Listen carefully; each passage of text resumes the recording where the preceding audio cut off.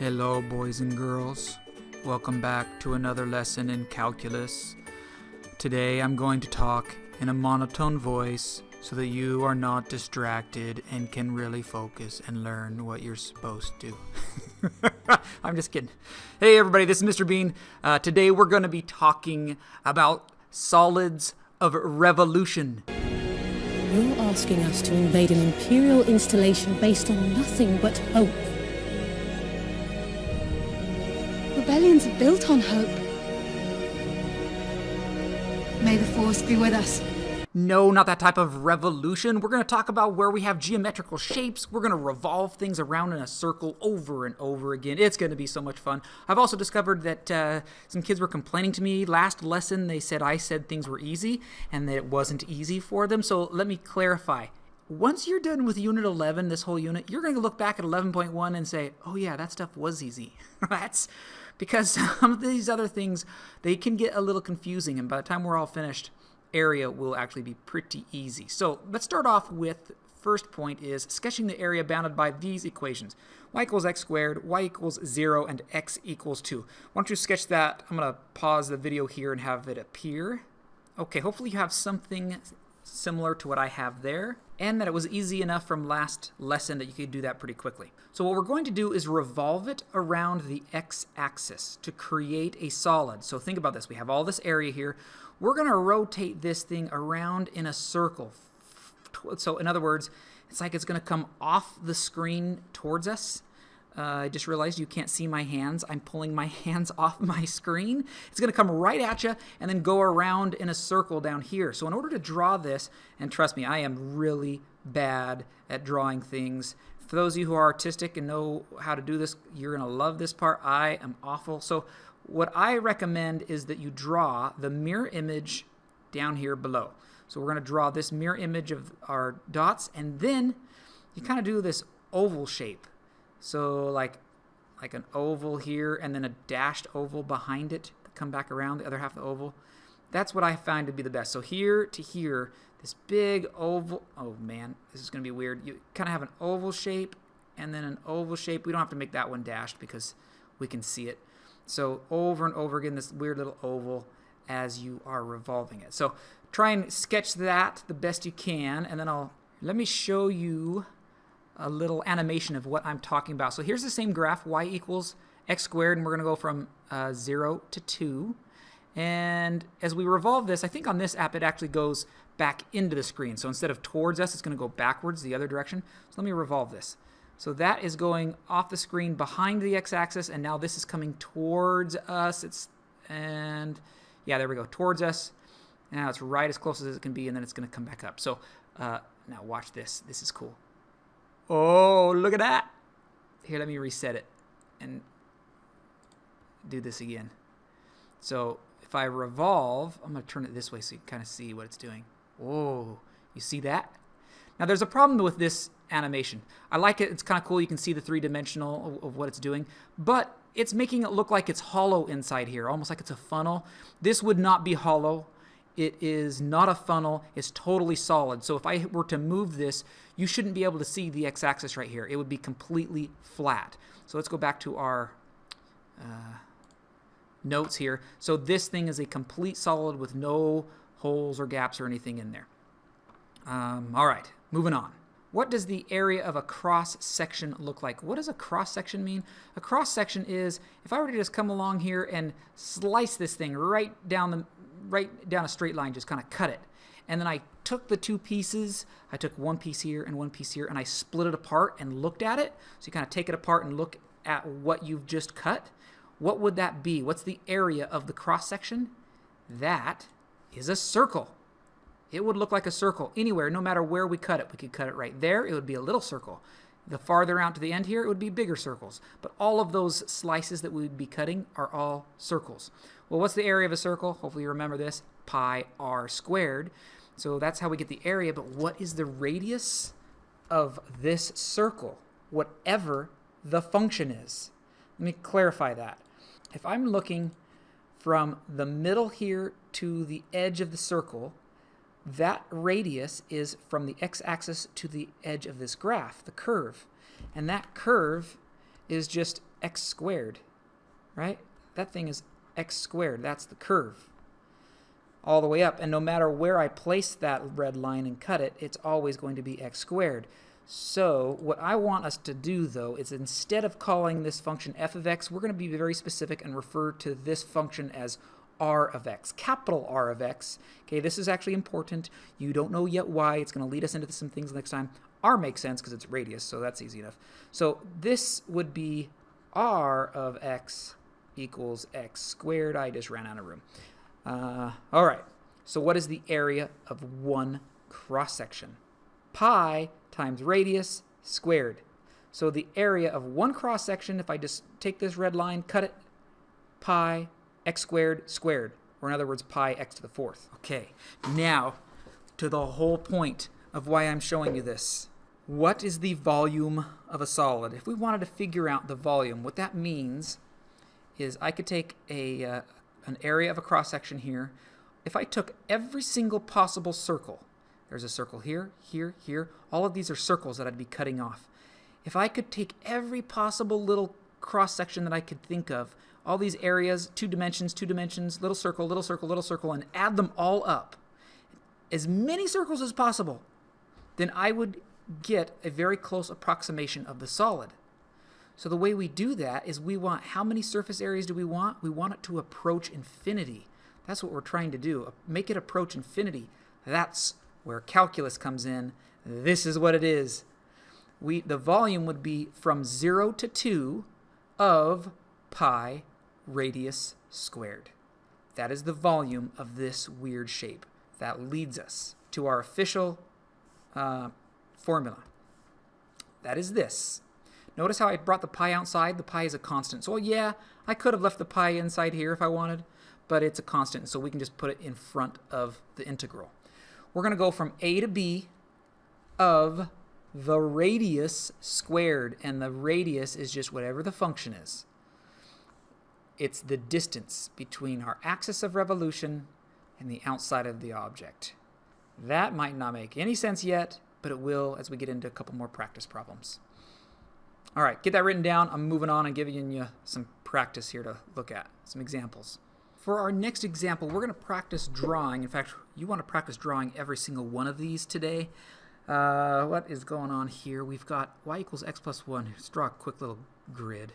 And y equals x plus 1. It's going to just do something like that. I'm just talking about a sketch. It doesn't need to be perfect here. Y equals 0 and x equals 0. That's just the axes, y-axis and x-axis. And then x equals 2. So we'll come out here to 1, 2. And then this is the closed off area. So this inside here, this area right there. So here's what we're going to do.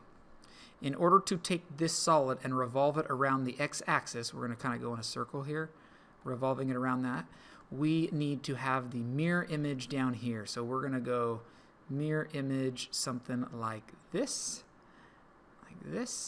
and then you just kind of do this oval shape thing. Dash, dash, dash, dash, dash, oval shape, and you could do that more if you wanted right down the middle and just get a few of them so you can kind of see what's going on here. A bunch of these little oval shapes. Okay, three-dimensional shape. Again, yeah, I'm horrible at drawing these. Some of you are going to be really good at this, but that is the gist of how we do that. Now that we have the picture, let's set up the integral. So we're going to have pi, or switch my pen, make that a little thicker. Okay, pi from, what's my x values? I'm going from 0 to 2. 0 to 2.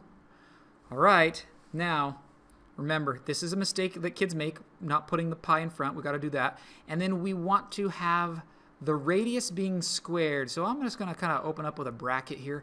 And then what is the radius from the middle that I'm revolving around the x-axis? How far is it? Let me use red. How far is it from here to here? From there to there? It's just the function. So it's x plus 1. So we go x plus 1. That thing is being squared with respect to x. We're going to integrate it with respect to x. Okay, this is it. So the rest of this is just practicing some calculus stuff that we've done, but that's the hard part, was just setting it up. So let's go 0 to 2. I'm going to multiply this out. X plus 1 times x plus 1 is x squared plus 2x plus 1. If you don't know what I'm doing at all and you're like, what the heck? I got some open spots in my second period Algebra 2 class. I could help you learn how to do that stuff. Just kidding here, kind of. Not really. You need to know how to square that. And then pi. Now that we're going to integrate. Yeah, we've got this set up. Now we can integrate it. So we go pi. Times, I'm going to do brackets again. X to the third divided by 3 plus x squared, because it's 2x squared over 2, plus x. Close this off, and we're integrating it from 0 to 2. The 2 plugs in first, so I have pi. Integrate. I know you may not have as much room. You might have to squeeze this in, sorry. So this is 8 thirds plus 2 gets plugged in, that's a 4, plus 2. So that's the 2 plug in. Minus, now we plug in a 0. That's easy. And then simplified all this out. I've already done it, so I already know. This fraction becomes 26 thirds, and then you have the pi. We just leave it in terms of pi. You don't need to try and multiply and get a crazy decimal. That is the answer. This is the volume of this thing. And so if we had any type of units, remember, what is the units of volume? It's units cubed if we had any type of units describing this thing. All right, let's do another one.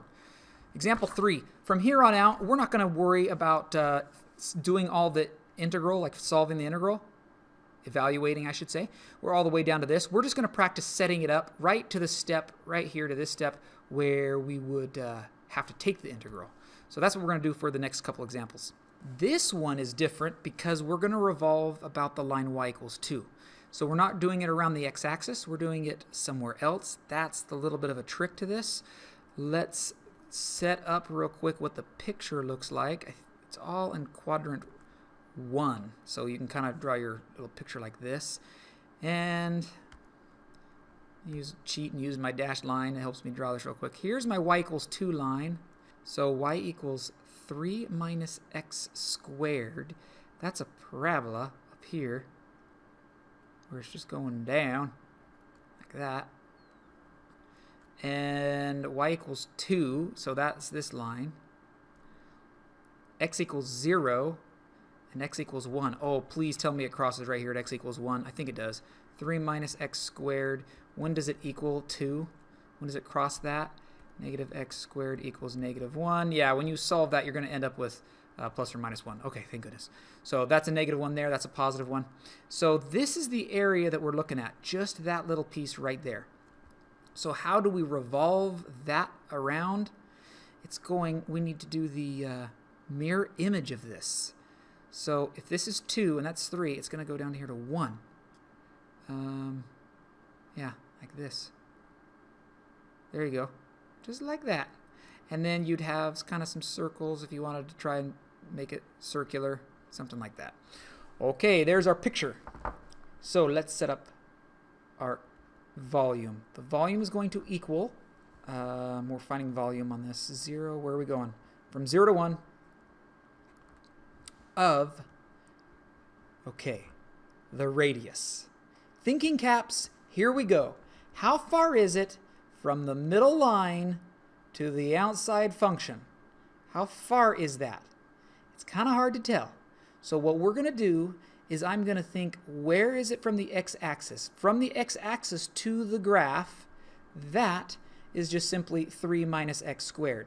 But the problem is we don't want the whole thing from the x-axis. We want to subtract this piece here that we didn't use. We're not using that part. So what you do is you just go all the way to the function, 3 minus x squared, and you subtract the part we didn't use. See that? We didn't use this part right here. Let me change colors. We didn't use this right there, so we're going to subtract 2. And that gives us the radius of just that piece right there.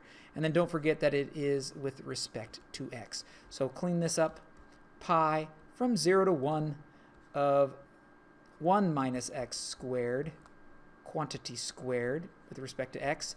And so then our final integral would be from 0 to 1, pi in front, don't forget that thing, 1 minus 2x squared plus x to the 4th power when we do 1 minus x squared squared. Multiply that whole thing out with respect to x. And then this is what you would integrate, but I am going to stop right there because we're just practicing how to set it up from here on out. I will say this is probably the hardest part of the lesson. Usually what kids struggle with the most is figuring out when it's not the x or y axis, how to set it up by subtracting that number right there, finding the radius. All right, 2 more examples. All right, let's draw what we have going on. We've got the xy axis. We've got a line of x equals 1. I'm just going to do a dashed line there. 2 minus y squared, that's kind of weird. This is a positive x value of 2, so we're out here at 2. And it is a parabola opening left. So we're going to go this way and this way. And now this is the area. This area in between here is the part we're going to focus on. And we're going to revolve it about this line. So what would this look like? The exact mirror image of this, so to make it symmetrical, would be something like this. So you can see it kind of looks like a football, a little bit pointy ends here with the parabola, and we're going to be revolving it in a circle like this, over and over. Okay, so now we're doing it with respect to y. So let's go pi from this y value to this y value, from the negative y to the positive y. What are those? Well, you really have to figure it out is you have to take 2 minus y squared. Let's do this over here. 2 minus y squared, the function, and see when is it going to cross that x value line of 1. When you solve this thing, I'm going to add the y squared over here now this time. Make it positive y squared. So again, this is plus or minus 1 equals y. All right, so we're going from negative 1 to positive 1. What is the radius from this line to the outside edge? Okay, from the x-axis, or not the x-axis, from the y-axis to this equation, it's 2 minus y squared. So we'd have 2 minus y squared. That's from the y-axis all the way to this equation that's right here. Let me switch colors. So this equation here in red, that's what I'm looking at, the distance there. But we need to subtract what we didn't use. We didn't use this part right here, which was a value of 1. So then we subtract 1 quantity squared with respect to y. All right, all we have to do now is clean it up. So this is 1 minus y squared, quantity squared with respect to y. And look, this almost looks exactly like the last problem. The main difference is that we're going from negative 1 to 1. It's a bigger boundary. So then we'd have 1 minus 2y squared plus y to the 4th with respect to y. And since we're not practicing how to take an integral, this part of the notes, we're just going to stop right there. Last problem. If you notice here, I left it the same functions to try and help us discover something. So we're not going to, technically it's not a function because it's y squared. This is the same thing, except we're going to do it with x equals negative 2. Let's do 1, 2. I'll do some dashed lines there. And we are going to go from 1, 2. Oh, I need to give myself more room. You guys have more room on your paper, but I got to move this over because I can see what's about to happen. I'm going to have to reflect it. Okay, so we have here, we're going to have this parabola that opens this direction, and it's going to come down something like that and something like that. And this is the area. Everything in here is what we're going to be looking at, all this stuff. And we're going to revolve it around the line x equals negative 2. So it's going to come way over here. So 1, 2, 3, 4 spots. Whoop. 1, 2, 3, 4. Way over there. And then you can kind of graph the mirror image. I am awful at this. Holy cow. That is disgusting. Okay, so then you'd have some type of circular motion here. I'll do some dashed lines back there. Circular motion and some dashed lines back there. That's what's happening all over with this thing. Dash, dash, dash. Okay, so we're revolving in a circle around and around and around that x equals negative 2 axis. So what's the volume? The volume is going to equal pi from what is this and this. The only way we're going to know that is off the side. We've got to take 2 minus y squared equals negative 2. Solve that. You'll end up with 4 equals y squared. Take the square root. Plus or minus 2 equals y. Negative 2 to positive 2. Negative 2 to positive 2. So we go the distance from the line of the axis of revolution here, from the middle to the equation. How far is that? Well, from here over, We know that because from the y-axis, from the y-axis over, it's this equation. 2 minus y squared. 2 minus y squared. That's from here. So this time we have this extra piece right here. We've got to add it on. So that's an extra 2 quantity squared with respect to y. So in this case, we had to add it because there was extra stuff going on from the axis of symmetry to the equation. So the volume equals pi from -2 to 2 of 4 minus y squared, quantity squared. Let's speed this up. 16 minus 8y plus y to the 4th with respect to y. And this is what we integrate. Okay, that's the volume of this crazy shape. I want to point something out that will hopefully help you. The concept of understanding whether to add or subtract is important. But if you forget, and you're not sure, am I adding or subtracting this thing, look what we did on these last few examples. Each time it wasn't the axis, we just set up the equation and subtracted that number. We subtracted 2. The next time, we subtracted 1 right there, because that was the line we were revolving around. And then the next time, we subtracted -2, which is why we added. Okay, so that's a procedural idea. This procedural thing is you're going to subtract the line that you're revolving around. The concept, though, is the important part. You want to understand the picture of what's actually happening to know if you're adding or subtracting. Next lesson, we're going to do the same type of stuff, but it gets more confusing. Hey, you know what I never even talked about? Whoa, I got to end with this. The cross-section. If I cut a piece of this time I'm doing because I'm doing with respect to y, I'm doing a horizontal cross-section. If I cross this and look at it, what's the shape? We said it was a circle, right? So a circle, the circle shape is filled in, completely filled in, like this. And so the reason we call it a disk method, or these are disks, is because it just looks like a solid disk. There's no holes or gaps or anything in it. All the cross-sections look like this. In our next lesson, what we're going to have is you're going to have a gap in the middle. There would be nothing right inside there. And so there will be a hole. This is called a washer. So our next lesson will be a washer, whereas this lesson was a disk when you have a cross-section. Okay, good luck on that packet. Rock the master check. I will see you back in the next lesson.